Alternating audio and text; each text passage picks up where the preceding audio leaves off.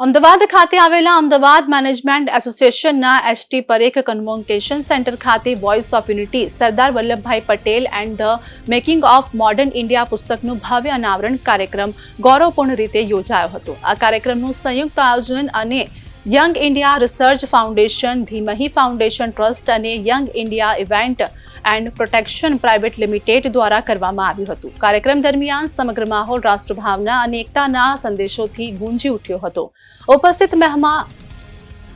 ઉપસ્થિત મહાનુભાવોએ સરદાર વલ્લભભાઈ પટેલનું ઐતિહાસિક યોગદાનને યાદ કરતા જણાવ્યું કે 562 રજવાડાઓને એકતાના સૂત્રમાં બાંધીને તેમણે આધુનિક ભારતના નિર્માણમાં અવિસ્મરણીય ભૂમિકા ભજવી હતી। વક્તાઓએ જણાવ્યું કે વોઇસ ઓફ યુનિટી પુસ્તક દ્વારા સરદાર પટેલના રાષ્ટ્ર નિર્માણ, લોકશાહી મૂલ્યો અને દ્રઢ નેતૃત્વના વિચારોને નવી પેઢી સુધી પહોંચાડવાનો મહત્વપૂર્ણ પ્રયાસ કરવામાં આવ્યો છે। કાર્યક્રમમાં ખાસ કરીને યુવાનોએ સરદાર સાહેબના વિચારોને જીવનમાં ઉતારી દેશની એકતા અને સામાજિક સમરસતાને મજબૂત બનાવવાનો સંદેશ આપવાનો પ્રયત્ન કર્યો હતો। કાર્યક્રમમાં ગુજરાત સરકારના રાજ્યમંત્રી દર્શનાબેન વાઘેલા હાજર રહ્યા હતા। મુખ્ય અતિથિ તરીકે વિશ્વ ઉમિયા ફાઉન્ડેશન અમદાવાદના પ્રમુખ આરપી પટેલે પોતાના સંબોધનમાં જણાવ્યું કે સરદાર પટેલ માત્ર રાજકીય નેતા ન હતા, પરંતુ રાષ્ટ્રની એકતા અને સંકલ્પના જીવન પ્રતીક હતા, જેમણે યુવા પેઢીને રાષ્ટ્રીય હિતને સર્વોચ્ચ માનવાની પ્રેરણા આપી હતી। નમસ્કાર, હું ડોક્ટર આવા શુક્લા, ટ્રસ્ટી ધીમહી ફાઉન્ડેશન ટ્રસ્ટ। આજરોજ voice of unity Sardar Patel અને મેકિંગ ઓફ મોડર્ન ઇન્ડિયા બુકનું વિમોચન થવા જઈ રહ્યું છે, ત્યારે અમારું ટ્રસ્ટ અને યંગ ઇન્ડિયા રિસર્ચ ફાઉન્ડેશનના યુવા મિત્રોએ એક યુવા અવસ્થાના લેખક કેવા હોય તેનું ઉમદા ઉદાહરણ આપતો આ એક કાર્યક્રમ છે, જેમાં રાષ્ટ્ર નિર્માણની વાત સરદાર પટેલનું જીવતું જીવંત ઉદાહરણ લોકોની સમક્ષ લાવવાનો પ્રયાસ યુવા પેઢીએ કર્યો છે। આ યુવા પેઢીને ઉત્સાહપૂર્વક આપણે સૌ આવકારીએ અને આ રાષ્ટ્ર નિર્માણની ભાવનાને, સરદાર પટેલની ભાવનાને અને આધુનિક ભારતને વિકસિત ભારત તરફની યાત્રા તરફ લઈ જતી આ પહેલને આપણે સૌ આવકારીએ। વંદે Bharat. Doctor Ashish Patiwala, director young India research foundation, અને આજે voice of unity Sardar Vallabhbhai Patel and making of modern India પુસ્તકનું વિમોચન થયું છે। આ બુક છે તે સરદાર સાહેબના આધુનિક ભારતમાં એમના વિચારો ક્યાં છે એના બાબતમાં છે, અને 150મી સરદાર સાહેબની જન્મજયંતિ નિમિત્તે આખા ભારતભરમાંથી અલગ અલગ તજજ્ઞો દ્વારા અમને ચેપ્ટર્સ મોકલવામાં આવ્યા હતા, અને એમાંથી અમારા દ્વારા સિલેક્ટેડ 25 ચેપ્ટરોની આ એક એડિટેડ બુક વોલ્યુમ એ અમારા તરફથી આ બહાર પાડવામાં આવી છે। આનાથી જે આ નવી જનરેશન છે, જનરેશન જી છે, એ સરદાર સાહેબના મૂલ્યો અને એમના વિચારોથી પરિચિત થાય એ બાબતે આ પુસ્તક અમે વિમોચનમાં અને સમાજના સમક્ષ મૂકી છે।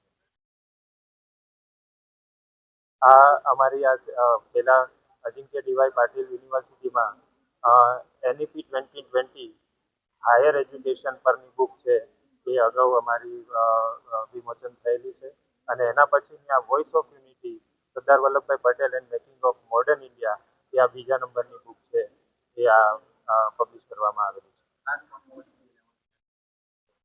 આ કાર્યક્રમમાં છે તો શ્રીમતી દર્શનાબેન વાઘેલાજી, આરપી પટેલ સાહેબ, વિશ્વ ઉમિયાધન ફાઉન્ડેશનના પ્રમુખ શ્રી મફતભાઈ પટેલ, અને ઓમ ગુરુજી, ધીમહી ફાઉન્ડેશનના managing director doctor Ava Shuklaji, young India research ફાઉન્ડેશનના ડાયરેક્ટર શ્રી શીતલ કોઈસાજી વગેરે જેવા મહાનુભાવો ઉપસ્થિત છે। Shrimati Sheetal Koisa, director of young India foundation. Sardar સાહેબના અખંડ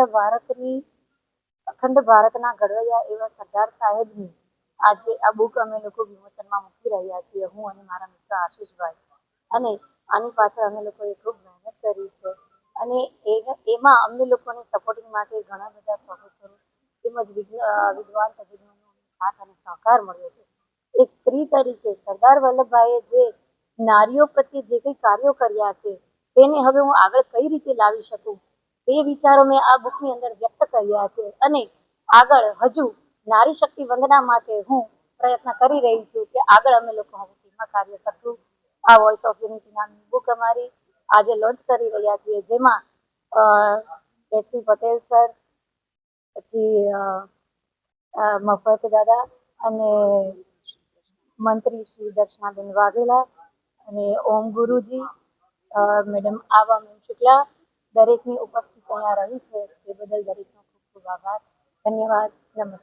નમસ્કાર, હું doctor Ava Shukla, trustee Shrimati foundation trust. આજરોજ voice of unity Sardar Patel અને મેકિંગ ઓફ મોડર્ન ઇન્ડિયા બુકનું વિમોચન થવા જઈ રહ્યું છે, ત્યારે અમારું ટ્રસ્ટ અને યંગ ઇન્ડિયા રિસર્ચ ફાઉન્ડેશનના યુવા મિત્રોએ એક યુવા અવસ્થાના લેખક કેવા હોય તેનું ઉમદા ઉદાહરણ આપતો આ એક કાર્યક્રમ છે, જેમાં રાષ્ટ્ર નિર્માણની વાત સરદાર પટેલનું જીવતું જીવંત ઉદાહરણ લોકોની સમક્ષ લાવવાનો પ્રયાસ યુવા પેઢીએ કર્યો છે. આ યુવા પેઢીને ઉત્સાહપૂર્વક આપણે સૌ આવકારીએ અને આ રાષ્ટ્ર નિર્માણની ભાવનાને, સરદાર પટેલની ભાવનાને અને આધુનિક ભારતને વિકસિત ભારત તરફની યાત્રા તરફ લઈ જતી આ પહેલને આપણે સૌ આવકારીએ. વંદે ભારત. કાર્યક્રમમાં હાજર એક બુક લોન્ચ અહીંયા કરવામાં આવી. સરદાર સાહેબ ઉપર ઘણી બધી લખાઈ છે, પણ આ જેનઝી સુધી એક પહોંચાડવાનો પ્રયાસ એ કાર્યક્રમમાં આપણી હાજરી શું છે? આજે વોઇસ ઓફ યુનિટી નામનું જે પુસ્તકનું વિમોચન થયું છે, એમાં અહીંયા મને પણ ઉપસ્થિત રહેવાનો મોકો મળ્યો છે. અહીંયા આ પુસ્તકમાં ઘણા બધા લેખકોએ પોતપોતાના વિચારો વ્યક્ત કરી અને આ પુસ્તક આજે વિમોચન થયું છે, લખ્યું છે અને વિમોચન પણ કર્યું છે. હું એ વાત જરૂર કહીશ કે સરદાર પટેલને આપણે પુસ્તકમાં સીમિત કરવા એ શક્ય નથી. સરદાર પટેલ સાહેબનું જીવન એક એવું જીવન રહ્યું છે કે જેના જીવનમાંથી આપણે એક પ્રેરણા લેવી જોઈએ. જ્યારે સરદાર પટેલ સાહેબ પાસે પણ એક મોટી ડિગ્રી હતી, પરંતુ એમણે એ ડિગ્રી સાઈડમાં કરી અને આ દેશને આઝાદી અપાવવા માટે અને 543 રજવાડાઓને એક સાથે લાવી અને અખંડ ભારત બનાવવાની જો કોઈ રચના કરી હોય તો સરદાર વલ્લભભાઈ પટેલ છે. અને એમના જ કારણે આજે આ દેશ આઝાદ થયો અને આઝાદી પછી અત્યારે એમના જ જે વિચારો છે એ વિચારોને લઈ અને અમે બધા ચાલી રહ્યા છીએ. હું સરદાર વલ્લભભાઈ પટેલ માટે એ વાત જરૂર કરીશ કે લોખંડી પુરુષને જો કોઈ માન અને સન્માન આપ્યું હોય તો આ દેશના વડાપ્રધાન શ્રી નરેન્દ્રભાઈ મોદીએ જે એકતા નગરમાં 182 મીટરની જે એમની પ્રતિમા સ્થાપી છે, એટલે એ જે સરદાર વલ્લભભાઈ લોખંડી પુરુષ તરીકે ત્યાં ગાડી એમણે આખા જીવન દરમિયાન જે કામ કર્યું છે એને અમે બધાએ ભેગા થઈ અને અમારા વડાપ્રધાન શ્રીએ એમને ત્યાં ગાડી એ મૂર્તિને પ્રસ્થાપિત કરી છે. આજે દેશ અને વિદેશમાંથી સૌ લોકો અહીંયા આવી અને એ જગ્યાને જોવે. એનાથી વધારે વાત કહું તો હું એ વાત કરીશ કે આ દેશમાં જે યુવાનો છે એ યુવાનોને પણ હું એક મેસેજ આપવા માંગુ છું કે આપણે બધાએ સરદાર સાહેબને વાંચવા જોઈએ ને એમના જીવનમાંથી આપણા જીવનમાં પણ આ બધી જે દેશ માટેનો પ્રેમ છે, દેશ માટે શું કામ કરી શકીએ એને શીખવું જોઈએ. એક સરદાર સાહેબે સોમનાથ મંદિર પણ એક સ્થાપ્યું, ત્યાં એ પ્રધાનમંત્રી નરેન્દ્ર મોદીનો એક કાર્યક્રમ એ 2 દિવસ પછી બંગાળની જીત બાદ એ સોમનાથની મુલાકાત, એ જામનગર, એ વડોદરામાં એ રોડ શો, એ બાબતે આપણું આપણે ખૂબ સરસ વાત કરી કે સોમનાથનો આખો ઇતિહાસ આપણે બધા જાણીએ કે સરદાર વલ્લભભાઈ એક પણ લીધું હતું કે સોમનાથને અને ભગવાન શિવને હું ફરી ત્યાં આગળ પ્રસ્થાપિત કરી.